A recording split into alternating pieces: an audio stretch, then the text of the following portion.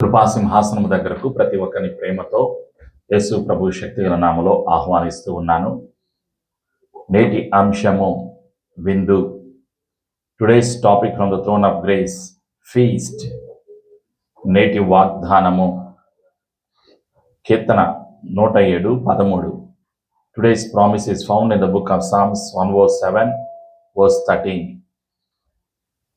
కష్టకాలమందు వారు యెహోవాకు మొరపెట్టిరి, ఆయన వారి ఆపదలలో నుండి వారిని విడిపించెను. ప్రార్థన. పరిశుద్ధాత్మదేవ, ఇంతవరకు నీ సన్నిధిలో తండ్రి ప్రేమను జ్ఞాపకం చేసుకోవటానికి, తండ్రి చేసిన మేలులను ఉపకారములను జ్ఞాపకం చేసుకుని స్తుతించి ఆరాధన చేయటానికి, ప్రార్థన విన్నపములు యేసు ప్రభు నామములో చెల్లించటానికి సహాయము దయచేసినందుకు నీకు వందనాలు. ఈరోజు నీవు మా కొరకు సిద్ధపరిచినటువంటి వాగ్దానమును, ఆశీర్వాదమును, అభిషేకమును, నీ వాక్యమును వినటి ఆశీర్వాదాలు పొందుకోవటానికి మా ఆత్మీయ నేత్రాలు తెరుస్తున్నందుకు నీకు వందనాలు. వినగలిగేటువంటి చెవులను, గ్రహించేటువంటి హృదయాన్ని, వాక్యమునకు లోబడేటువంటి జీవితాన్ని పరిశుద్ధాత్ముడా నీవు మాకు అనుగ్రహిస్తున్నందుకు, సత్యములోకి జీవములోకి నడిపిస్తున్నందుకు కృతజ్ఞతాస్తుతులు తెలియచేస్తూ నేటి వాక్యపు ఆశీర్వాదాన్ని పొందుకోవటానికి యేసు ప్రభు నామములో ప్రార్థించి ఆశీర్వాదాన్ని యేసు ప్రభు నామములో పొందుకోవడానికి సిద్ధపడుచున్నాము తండ్రి. ఆమేన్. షాలోమ్. ప్రియమైనటువంటి సంఘమా, ఈరోజు పరిశుద్ధాత్ముడు గుర్తు చేస్తున్నటువంటి సత్యం. నేటి అంశము విందు. Today's topic from the throne of grace, feast. ఎవరు విందు ఏర్పాటు చేశారు? విందుకు ఎవరిని ఆహ్వానించారు? విందు అంటే పార్టీ. మామూలుగా మీకు అర్థమైంది, పార్టీయే. పార్టీకి ఎవరు ఏర్పాటు చేశారు? పార్టీ. ఈ యొక్క విందుకి ఎవరు ఆహ్వానించబడ్డారు? ఎవరు వెళ్ళారు? ఈ కొన్ని సత్యాలను పరిశుద్ధ గ్రంథంలో మనం తెలుసుకుందాం. ఎవరు ఎవరికి విందు చేశారు? ప్రియమైనటువంటి సంఘమ, ఆది కాండములో మొట్టమొదటిగా విందు చేశారు. ఎవరు అంటే అబ్రహాము గారు. అబ్రహాము గారు 18వ అధ్యాయంలో ముగ్గురు దేవదూతలకి విందు ఏర్పాటు చేశారు. The book of Genesis. Remove that echo sound.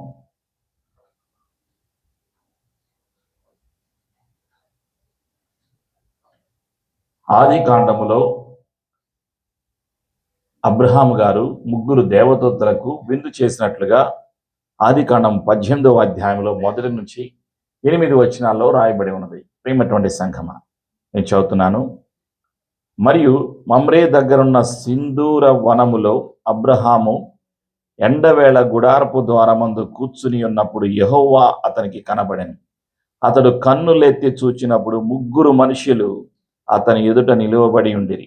అతడు వారిని చూచి గుడారపు వాకిటి నుండి వారిని ఎదుర్కొనుటకు పరుగెత్తి నేల మట్టుకు వంగి, ప్రభువా, నీ కటాక్షము నా మీద ఎడల ఇప్పుడు నీ దాసుని దాటిపోవద్దు. నేను కొంచెము నీళ్లు తెప్పించేదను. దయచేసి కాళ్ళు కడుక్కొని ఈ చెట్టు కింద అలసట తీర్చుకోండి. కొంచెము ఆహారము తెచ్చేదను. మీ ప్రాణములను బలపరుచుకోండి. తరువాత మీరు వెళ్ళవచ్చును. ఇందు నిమిత్తము గదా మీ దాసుని యొద్దకు వచ్చి తిరనేను. వారు నీవు చెప్పినట్లు చేయుమనగా అబ్రహాము గుడారంలోనున్న శారా యొద్దకు త్వరగా వెళ్ళి, నీవు త్వరపడి 3 మానికల మెత్తని పిండి తెచ్చి పిసికి రొట్టెలు చేయుమని చెప్పాను. మరియు అబ్రహాము పశువుల మందకు పరుగులెత్తి ఒక మంచి లేత దూడను తెచ్చి ఒక పనివానికి అప్పగించాను. వాడు దాన్ని త్వరగా సిద్ధపరచను. తరువాత అతడు వెన్నను పాలను తాను సిద్ధము చేయించిన దూడను తెచ్చి వారి ఎదుట పెట్టి, వారు భోజనము చేయుచుండగా వారి యొద్ద ఆ చెట్టు క్రింద నిలుచుండెను. ప్రియమైనటువంటి సంగమా, ఆలోచన చేయండి. దేవదూతలు వచ్చారు, ముగ్గురు దేవదూతలు వచ్చారు.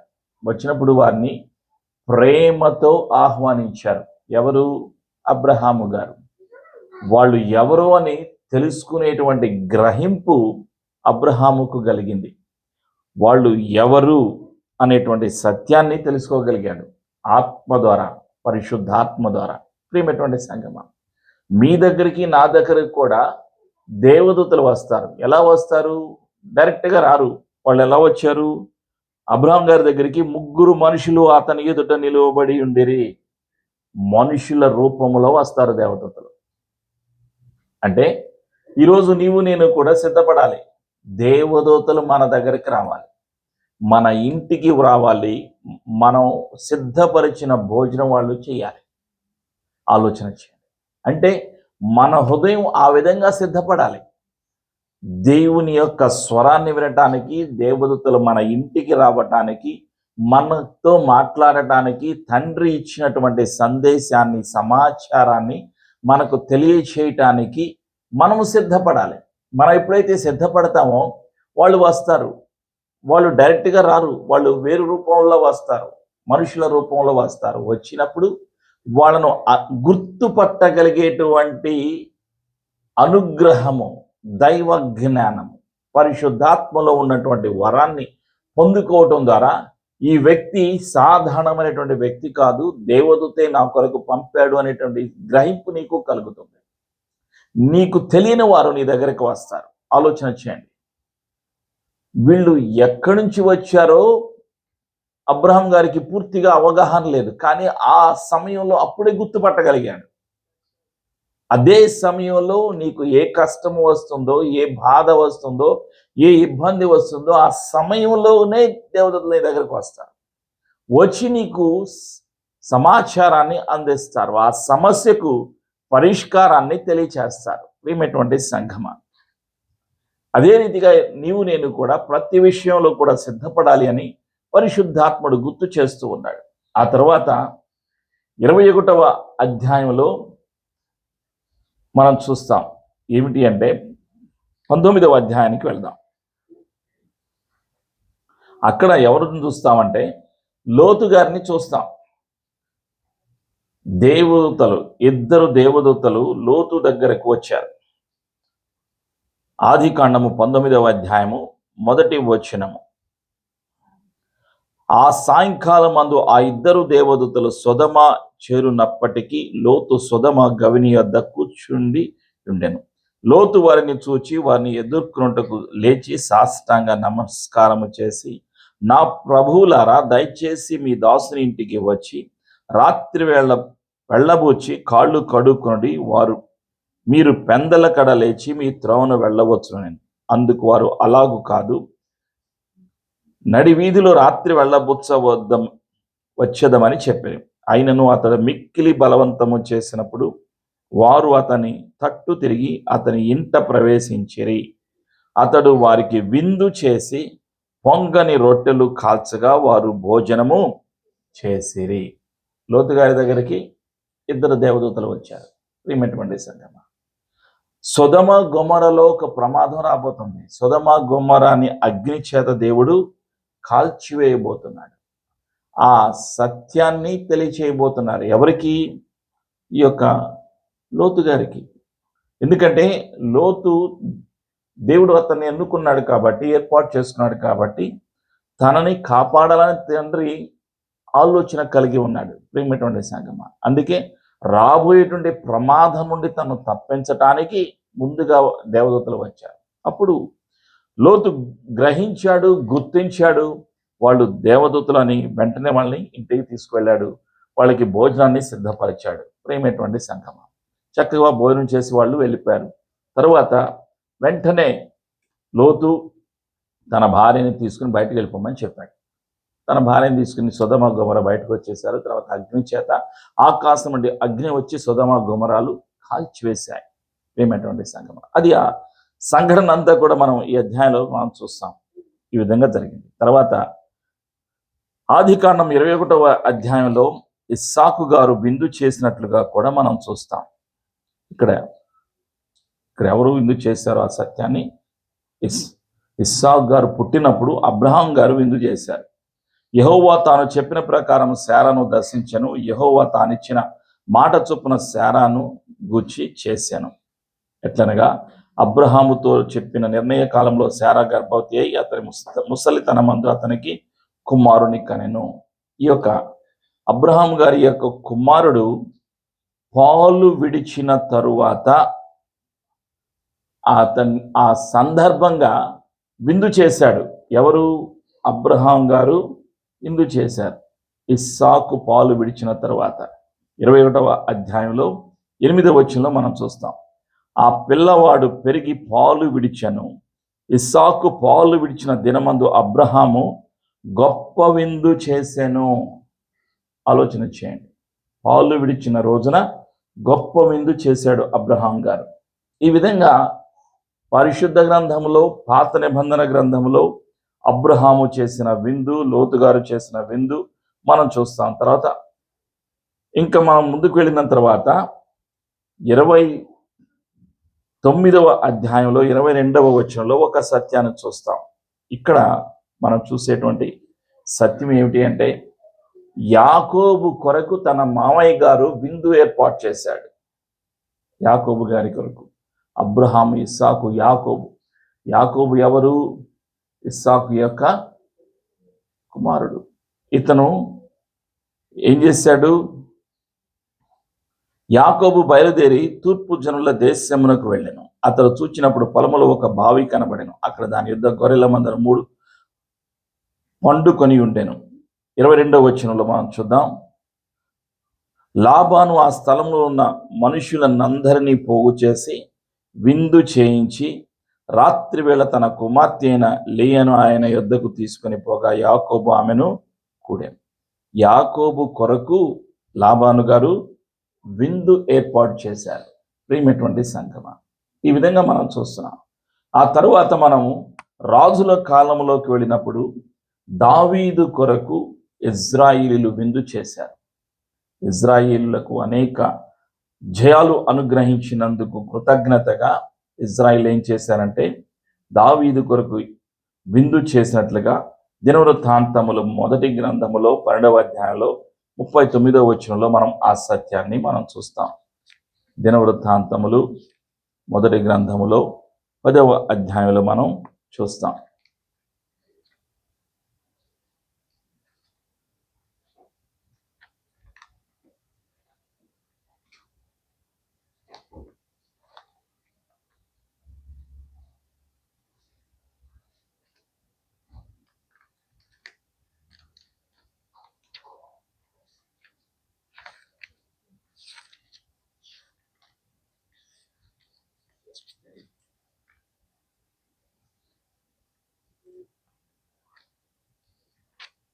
దినవృత్తాంతంలో 1వ గ్రంథము 12:39.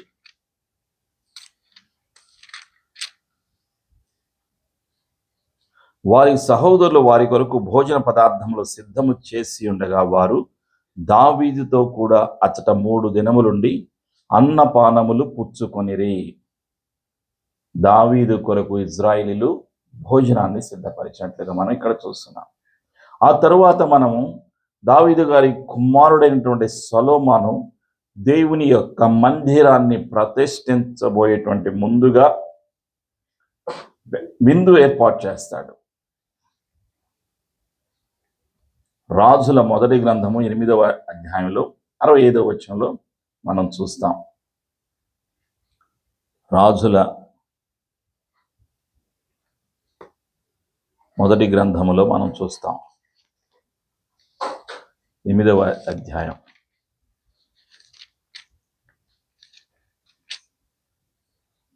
65వ వచనంలో వ్రాయబడినటువంటి సత్యం. మరియు ఆ సమయమున సొలొమోను అతనితో కూడా ఇజ్రాయిల్ అందరిను హామతునకు పో మార్గము మొదలుకొని ఐగుప్తు నది వరకు నున్న సకల ప్రాంతం నుండి వచ్చిన ఆ మహా సమూహం 2 వారములు అనగా 14 దినములు యెహోవా సముఖమందు ఉత్సవము చేసిరి.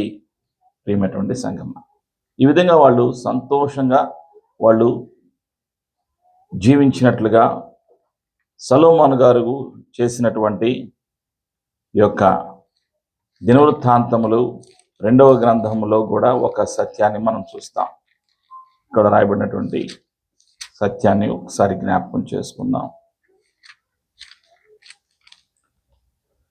దినవృత్తాంతములు 2వ గ్రంథము 7వ అధ్యాయం, second book of Chronicles chapter 7 verses 1 to 6. ఇక్కడ రాయబడినటువంటి సత్యం ఏంటంటే, సొలొమోను తాను చేయు ప్రార్థనను ముగించినప్పుడు అగ్ని ఆకాశం నుండి దిగి దహన బొల్లను ఇతరమైన బొల్లను దహించెను. యెహోవా తేజస్సు మందిరము నిండా నిండెను. యెహోవా తేజస్సుతో మందిరము నిండినందున యాజకులు అందులో ప్రవేశింపలేకయుండిరి. అగ్నియు యెహోవా తేజస్సును మందిరము మీదికి దిగగా చూచి ఇశ్రాయేలులందరూ సాష్టాంగ నమస్కారం చేసి యెహోవా దయాళుడు, ఆయన కృప నిరంతరముడని చెప్పి ఆయనను ఆరాధించి స్తుతించిరి. రాజును జనులందరూ యెహోవా ఎదుట బలులు అర్పించిరి. రాజైన సొలొమోను 22,000 పశువులను 1,20,000 గొర్రెలను బలుగా అర్పించెను. యాజకులు తమ తమ సేవా ధర్మములలో నిలుచుచుండగాను లేవీయులు యెహోవా కృప నిరంతరము నిలుచుచున్నదని వారి చేత ఆయనను స్తుతించుటకై రాజైన దావీదు కల్పించిన యెహోవా గీతములను పాడుచు వాయిద్యములను వాయించుచు నిలుచుచుండగాను యాజకులు వారికి ఎదురుగా నిలిచి బూరలు ఊదుచుండగాను ఇశ్రాయేలందరూ నిలిచి ఉండగాను రాజును జనులందరినూ కూడి దేవుని మందిరమును ప్రతిష్ఠ చేసిరి. మందిరాన్ని ప్రతిష్ఠించబోయే ముందుగా వాళ్ళు బలులు అర్పించారు. ఆ తర్వాత ఆ బలి అర్పించిన తర్వాత వాళ్ళు విందు చేశారు. ప్రియమైనటువంటి సంగమా, ఈ విధంగా జరగటం మనం చూస్తాం.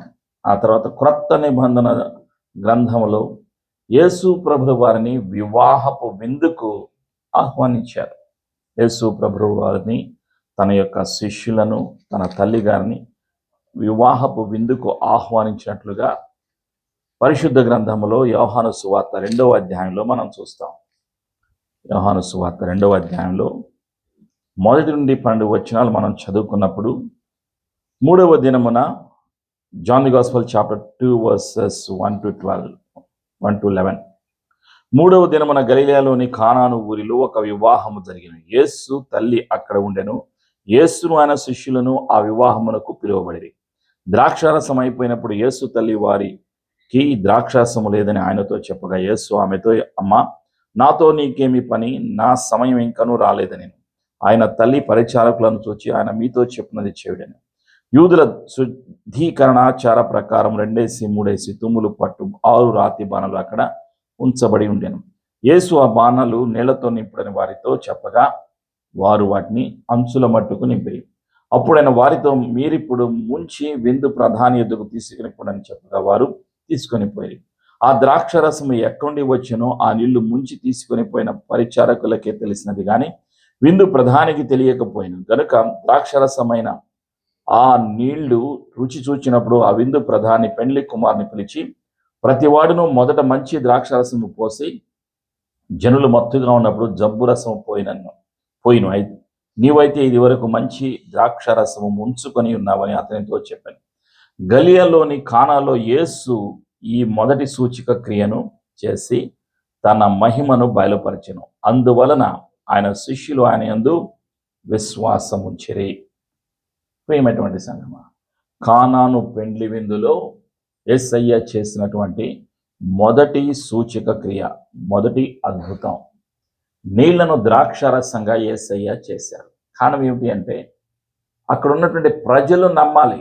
యేసు మెస్సయ్య, యేసు ప్రభు రక్షకుడు, యేసు ప్రభు దేవుని కుమారుడు అని అక్కడ ఉన్నటువంటి వాళ్ళందరూ కూడా నమ్మాలి. అక్కడ వాళ్ళందరికీ తెలియదు యేసు ఎవరో. ఎవరికి తెలుసు? తల్లి గారికి తెలుసు. ఆయన అద్భుతం చెయ్యగల శక్తిమంతుడు.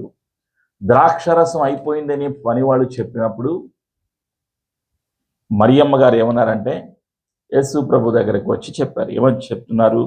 యేసు తల్లి ద్రాక్షరసం అయిపోయినప్పుడు యేసు తల్లి వారికి ద్రాక్షరసము లేదని ఆయనతో చెప్పగా యేసు ఆమెతో, అమ్మ, నాతో నీకేమి పని? నా సమయం ఇంకనూ రాలేదని నిన్ను ఆలోచన చేయండి. మళ్ళా ఏమన్నది ఆమె? ఆయన తల్లి పరిచారకులను చూచి, ఆయన మీతో చెప్పినది చేయుడని చెప్పాను. యేసయ్య ఏమో నా సమయం ఇంకా రాలేదన్నారు. ఆలోచన చేయండి. యేసయ్య చెప్పిన మాటకు 2 రకాలైనటువంటి అర్థాలు ఉన్నాయి. ఒకటి ఏమిటి అంటే యేసయ్య మరణానికి సమయం ఇంకా రాలేదు. రెండవది, ప్రతిదీ కూడా యేసయ్య తన సమయంలో, తండ్రి సమయంలో కార్యాలు చేస్తూ ఉంటారు. ప్రియమైనటువంటి సంఘమా, యేసు ప్రభు గురించి తల్లి గారికి తెలుసు, మరియకు తెలుసు. కాబట్టి పని వాళ్ళ దగ్గరికి వెళ్ళి చెప్తుంది, ఆయన మీతో చెప్పునది చేయుడి అంది. ఆలోచన చేయండి. అంటే తనలో ఏముంది? విశ్వాసము ఉన్నది. యేసయ్య సమస్తము చెయ్యగలడు అని తను నమ్మింది. ప్రియమైనటువంటి సంఘం, ఈరోజు మనం కూడా తండ్రి ఇంటికి రావాల్సిన వాళ్ళమై ఉన్నాం. ఆయన సమయాన్ని సిద్ధపరిచారు. తండ్రి ఇంటికి సార్వత్రిక సంఘము వెళ్ళటానికి సమయాన్ని సిద్ధపరిచారు, స్థలాన్ని సిద్ధపరిచారు. అందుకే యేసయ్య ఏమంటారంటే తన శిష్యులతోటి, మీ హృదయములను కలవరపడనీయకుడి, నా తండ్రి ఇంట అనేక నివాసములు కలవు, లేని ఎడల నేను వెళ్ళి స్థలము సిద్ధపరచి నేను మరలా వచ్చి నేను ఉండు స్థలములో మీరులు ఉండులాగున మిమ్మలను తీసుకొని వెళతాను అని యేసు ప్రభువు వారు సెలవిచ్చారు. యోహాను సువార్త 14వ అధ్యాయంలో మొదటి 2-3 వచనాల్లో ఆ సత్యాన్ని మనం చూస్తాం. ప్రియమైనటువంటి సంఘమా, యేసయ్య రెండవసారి రావటానికి సమయం సమీపముగా ఉన్నది. అందుకే నీవు నేను సిద్ధపడాలి. యేసయ్య సిద్ధపరిచారు. ఏమిటి సిద్ధపరిచింది? విందును సిద్ధపరిచారు పరలోకంలో. ప్రియమైనటువంటి సంఘమా, ప్రకటన గ్రంథంలో 19వ అధ్యాయంలో మనం చూస్తాం. 19వ అధ్యాయంలో 9వ వచనం, the book of Revelation chapter 19:9, ప్రకటన 19:9. మరియు అతడు నాతో ఇలాగూ చెప్పెను, ఆ గొర్రె పిల్ల పెండ్లి విందుకు పిలువబడిన వారు ధన్యులని వ్రాయుము. మరియు ఈ మాటలు దేవుని యథార్థమైన మాటలని నాతో చెప్పెను. గొర్రె పిల్ల పెండ్లి విందుకు పిలువబడిన వారు ధన్యులు. పెండ్లి విందుకు పిలువబడ్డారు. ఎవరు పిలువబడ్డారు? రక్షణ పొందిన ప్రతి ఒక్క విశ్వాసి పిలువబడ్డారు. సార్వత్రిక సంఘము పిలువబడింది గొర్రె పిల్ల పెండ్లి విందుకు. ప్రియమైనటువంటి సంఘమా, వివాహము జరగబోతూ ఉంది. ఎవరితో? సంఘముతో. తండ్రి ప్రభువైన యేసుక్రీస్తు వారు పెండ్లి కుమారుడిగా రాబోతున్నారు. సంఘము పెండ్లి కుమార్తెకు ఒక గుర్తుగా ఉన్నది, ఒక సూచనగా ఉన్నది. ఇప్పుడు సంఘము కలుసుకోవాలి. ఎవరిని కలుసుకోవాలి? యేసయ్యను కలుసుకోవాలి. వధువు సంఘము పెండ్లి కుమారుడైన యేసు ప్రభువు వారిని కలుసుకోవాలి. అక్కడ ఏం జరుగుతుంది? విందు ఏర్పాటు చేయబడి ఉంది. అందుకే పరిశుద్ధాత్ముడు ఏమంటున్నాడంటే, గొర్రె పిల్ల పెండ్లి విందుకు పిలువబడిన వారు ధన్యులని వ్రాయము. నీవు నేను పిలువబడ్డావు, విందు కొరకు పిలువబడ్డాం. అక్కడ నిరంతరము కూడా నివసించటానికి. అక్కడ ఏం కలుగుతుంది? 6-7 వచనాల్లో, 19వ అధ్యాయంలో 6-7 వచనాలు. అప్పుడు గొప్ప జనసమూహపు శబ్దమును, విస్తారమైన జలముల శబ్దమును, బలమైన ఉరుముల శబ్దమును పోలిన యొక్క స్వరము, సర్వాధికారియు ప్రభువునగు మన దేవుడు ఏలుచున్నాడు, ఆయనను స్తుతించుడి. గొర్రె పిల్ల వివాహ మహోత్సవము సమయము వచ్చినది, ఆయన భార్య తన్ను తాను సిద్ధపరచుకొని ఉన్నది గనుక మనము సంతోషపడి ఉత్సాహించి ఆయనను మహిమపరచుదమని చెప్పగా వింటిని. మరియు ఆమె ధరించుకొనుటకు ప్రకాశములను నిర్మలములునైన సన్నపు నారబట్టలు ఆమెకి ఇయ్యబడెను. అవి పరిశుద్ధుల నీతి క్రియలు. ప్రియమైనటువంటి సంఘమా, ఎవరైతే రక్షణ పొందుకుని ఉన్నారో వాళ్ళందరి కొరకు సిద్ధపరచబడినటువంటి యొక్క విందులోకి మీరు నేను కూడా వెళ్ళాలని పరిశుద్ధాత్ముడు తెలియచేస్తూ ఉన్నాడు. ఈ భూలోకములో అనేక రకాలైనటువంటి విందులు ఉన్నాయి. అబ్రహాము గారు విందు ఏర్పాటు చేశాడు, దేవదూతలకు విందు ఏర్పాటు చేశాడు. లోతు గారు దేవదూతలకు విందు ఏర్పాటు చేశాడు. అబ్రహాం గారు తన యొక్క కుమారుడు పాలు విడిచిన తరువాత విందు ఏర్పాటు చేశాడు. లాబాను గారు తన యొక్క అల్లుడు యాకోబు గారికి కొరకు విందు ఏర్పాటు చేశాడు. దావీదు యుద్ధాలలో జయాన్ని పొందుకున్నాక ఇజ్రాయిల్ విందు ఏర్పాటు చేశాడు. సొలొమోను మహారాజు విందు ఏర్పాటు చేశాడు. అనేక గొర్రెలను వధించి బలుగా అర్పించి ఆ తర్వాత యెరూషలేము మందిరాన్ని, దేవాలయాన్ని ప్రతిష్ఠించాడు. ప్రియమైనటువంటి సంఘమా, కానాను పెండ్లి విందులో యేసు ప్రభువు వారు మంచినీటిని ద్రాక్షరసంగా మార్చి అద్భుతం చేశాడు. ఈ లోకములో విందు పిలువబడిన వారు కొందరు, అందరూ పిలువబడలేదు, కొందరే పిలువబడ్డారు. ఆ విందుకు వచ్చిన వారిలో కొందరు దేవదూతలు, కొందరు శిష్యులు, కొందరు ప్రభువైన యేసుక్రీస్తు వారు, యేసు ప్రభుతో ఉన్నటువంటి శిష్యులు, యేసు ప్రభు వారి యొక్క తల్లిగారు ఈ భూలోకంలో విందుకి వరకు వచ్చి ఉన్నారు. అయితే పరలోకములో జరిగేటువంటి విందు అందరికి వరకు సిద్ధపరచబడి ఉంది. అందరూ అంటే విశ్వాసులందరి కొరకు సిద్ధపరచబడి. కాబట్టి ఈరోజు నీవు నేను కూడా సిద్ధపడాలి. పరలోకములో జరగబోయేటువంటి యొక్క గొర్రె పిల్ల వివాహ మహోత్సవానికి సిద్ధపడాలి. ఆ విందుని అంగీకరించాలి. విందు సిద్ధపరిచినటువంటి తండ్రి అయినటువంటి యెహోవా సన్నిధిలో నీవు నేను ఉండాలి. యేసయ్యను చూడాలి, పరిశుద్ధాత్మను చూడాలి. అక్కడ దేవదూతలతో కలిసి అక్కడ జరుగుతున్నటువంటి సత్యం ఏమిటి అంటే, యెహోవాను ఘనపరుస్తూ ఉన్నారు. సర్వాధికారియు ప్రభువునగు మన దేవుడు ఏలుచున్నాడు, ఆయనను స్తుతించుడి. యేసయ్య కృప మనందరికీ సదా తోడేయును గాక. ఆమేన్. ప్రార్థన చేసుకుందాం. ప్రతి ఒక్కరూ కళ్ళు మూసుకుని మన జీవితాలను సమర్పించుకుందాం. లేచి నిలబడి, పరిశుద్ధాత్మదేవా, ఇంతవరకు సత్యము గల, జీవము గల, ఆశీర్వాదము గల, అభిషేకము గల పరిశుద్ధమైన నీ మాటలను వినటానికి సహాయము దయచేసినందుకు నీకు వందనాలు. ఆ రోజు అబ్రహాము దేవదూతలకు విందు ఏర్పాటు చేసిన రీతిగా, లోతు దేవదూతలకు విందు ఏర్పాటు చేసిన రీతిగా ఈరోజు తండ్రి మా అందరి కొరకు పరలోకములో విందును సిద్ధపరిచినందుకు నీకు వందనాలు. నీ సన్నిధిలో ఘనపరచటానికి, ఆరాధన చేయటానికి నీవే మాకు సహాయము దయచేస్తున్నందుకు నీకు వందనాలు. గొర్రె పిల్ల పెండ్లి విందుకు పిలువబడిన వారు ధన్యులు అని నీవు సెలవిచ్చావు. అద్భుతకరుడవు, ఆశ్చర్యకరుడవు యేసయ్య. కానాను పెండ్లి విందులో మంచినీటిని ద్రాక్షరసముగా మార్చి నీ ఆశ్చర్య కార్యాన్ని, నీ మొదటి సూచిక క్రియను, అద్భుతాన్ని చూపించి నీవే మహిమ పొందుకున్నందుకు నీకు వందనాలు. మనుషులకు అర్థం కానివన్నీ కూడా నీవు చెయ్యగల శక్తిమంతుడవు. మా ఆలోచనకు అంతుపట్టనివి, మేము చెయ్యలేనివి చెయ్యగల సర్వశక్తిమంతుడవు యేసు ప్రభువా.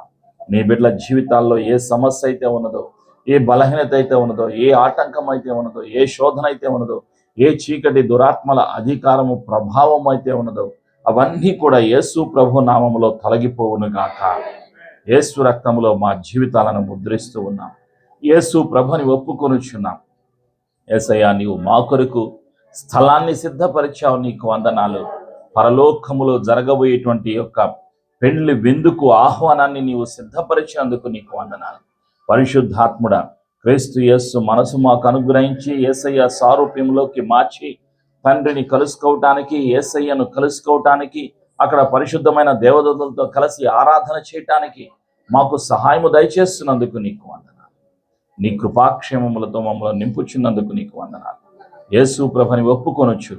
మేము విన్న సత్యాన్ని, ఆశీర్వాదాన్ని ఇతరులకు తెలియచేస్తామని మాట ఇస్తూ యేసు ప్రభుని ఒప్పుకొనొచ్చు. యేసు ప్రభు నామంలో ప్రార్థించి ఆశీర్వాదాన్ని, అభిషేకాన్ని యేసు ప్రభు నామంలో పొందుకొనుచున్నాము తండ్రి. ఆమేన్. మన తండ్రి అయినటువంటి